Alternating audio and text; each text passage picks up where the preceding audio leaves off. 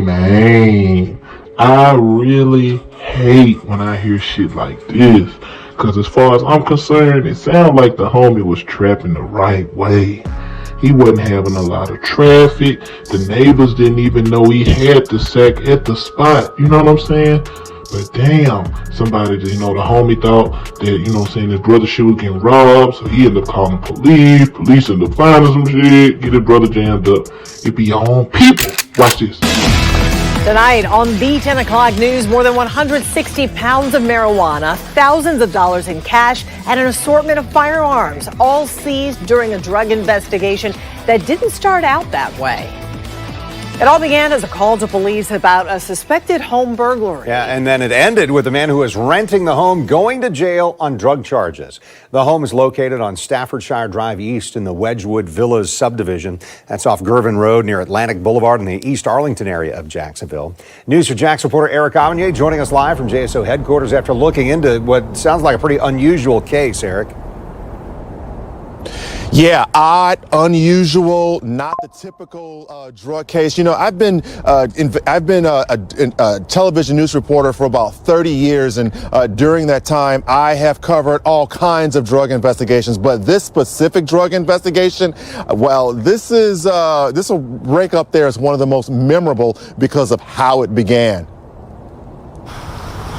Police say on Monday afternoon, officers were called to this rental home to investigate a suspected burglary in progress. According to this arrest report, the renter, identified as 25-year-old Sean Reed, was not home at the time.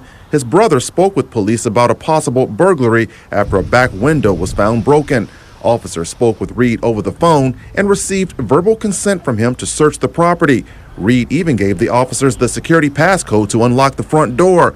But instead of finding a burglar, officers say they found large bags of marijuana in plain view throughout the entire house, totaling more than 160 pounds, along with drug paraphernalia. In your many years in law enforcement, had you ever seen anything like that before? I really haven't. And, News for Jax crime and safety analyst Tom Hackney is a retired JSO director of investigations. He says this is the first time he can recall someone giving police consent over the phone to enter their home with more than 160 pounds of marijuana inside. it is a bit of a mind-boggling set of circumstances that knowing that all that is in there, that they would still call law enforcement and then still invite law enforcement to go in and take a look and make sure everything's safe. The discovery of large bags of marijuana was just the beginning. Police obtained a search warrant and went back in for a more thorough search of the property. Police say when they searched the garage, they found a vault containing an assortment of firearms. This included a mini Draco AK-47, a Chris Vector CRB, an AR pistol with no serial number, an FN pistol, a .357 Magnum, a Sig Sauer pistol, and a Glock 19 pistol, both of which had extended magazines.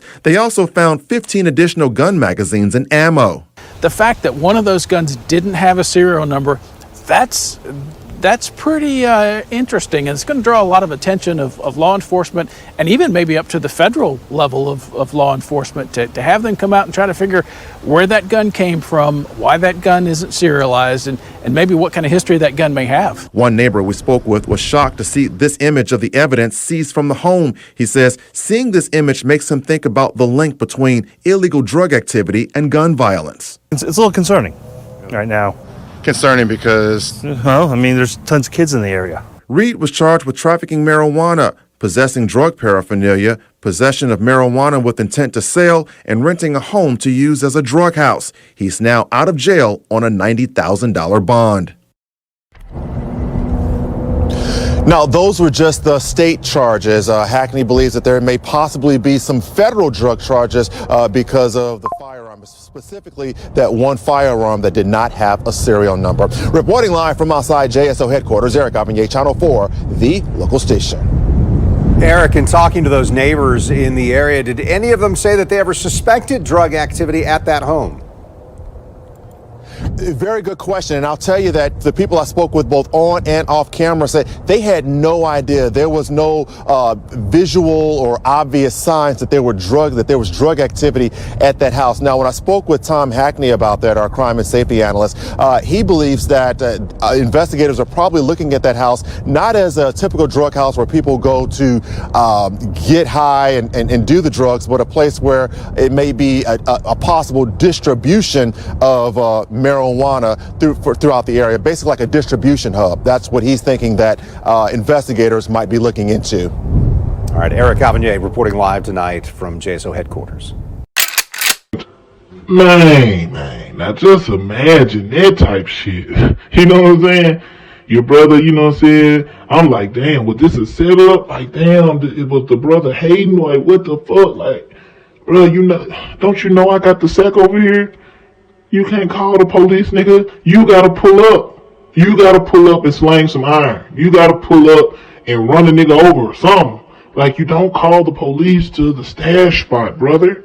Come on now, brother. Damn, brother. I mean, he ain't even had no crazy bond, you know what I'm saying? It was just a little 90,000, you know what I'm saying? So, I mean, shit, well, 92,000. So, I mean, the bond ain't crazy. If he paying 10% of that, you know what I'm saying? That's 9,200, you know what I'm saying? So, he ain't even have to go through all that crazy ass shit where you got to verify where the money come from, all of that, you know what I'm saying? He could have probably pulled that, you know, he might have had that on him or something, you know what I'm saying? He could bond it out quick as hell, so that's how you know, you know what I'm saying? And really, the weed light, you know what I'm saying? He really wasn't having no problem about that little weed, because I mean, it's a lot of bowls, but at the same time, like, that shit like a light sack, you know what I'm saying, for how we really be moving out here when you really fucking with it and really having it, you know what I'm saying? Now, having it at one time, that do say something, but at the same time, like, nigga can move those junks in like a month. You can move, right? Nigga move them in a couple of weeks, 2 weeks, 1 week, just depending where you at, who you is, what the number is, you know what I'm saying? But I think this shit crazy, he got jammed up. But that ghost gun, I don't know. That ghost gun might fuck him, as long as he ain't got no felonies. But at the end of the day, you know what I'm saying? He was trapping good from what I can see, you know what I'm saying? So I salute him, and shit, trapping ain't dead.